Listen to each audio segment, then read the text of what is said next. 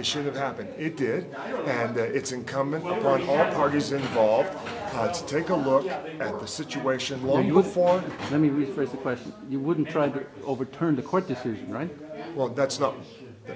We're not talking about the court decision, right? We're talking about the action. You said. Yes, that's exactly right. Okay, go ahead. So yeah, the court decision aside. Was that the best course of action for the government to pursue? Was that the proper response from those representing the Bundy interests to pursue? I.e., were there weapons pointed at individuals on one side or the other? And if there were, allegedly there were, what was the rationale for that? What was the legal justification of that? You get into a realm of potentially assault with a deadly weapon. Nobody in their right mind would ever believe that they could take a firearm and point it at a recognizable law enforcement figure and have no consequence to that. As an example, if that did occur, what was the rationale for it? And we know what the ultimate response was a week or two ago, a couple of weeks back now. We know what the response was, but what's really important here is what do we do to ensure that we do not have a repeat of that? Because the fact of the matter is, had there been an accidental discharge during that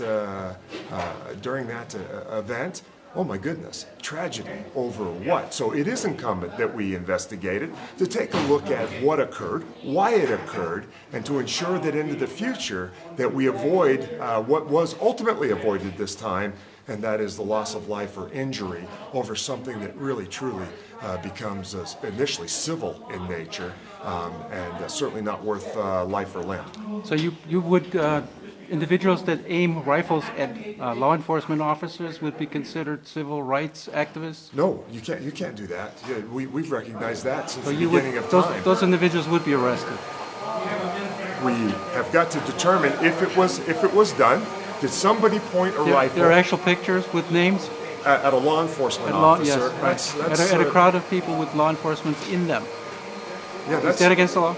Yeah, you can't point a weapon at someone. Those people should be arrested? It comes under the realm of assault with a deadly weapon. That's in the books, been there forever. So these people should be arrested? If that's... Who's it up to file a complaint? The victim, always. Who's the victim? The victim. Depends on who the firearm was pointed at. The pictures showed that it was pointed at a crowd of people which had amongst them BLM law enforcement officers. There needs to be an investigation to determine. It's very simple. It's always been this way. A, if a crime was committed, and B, if the accused committed it, and there has to be probable cause. Based on the prima facie evidence, would you say that was a crime? Based on what you've told me. I can show you the picture. Pardon me?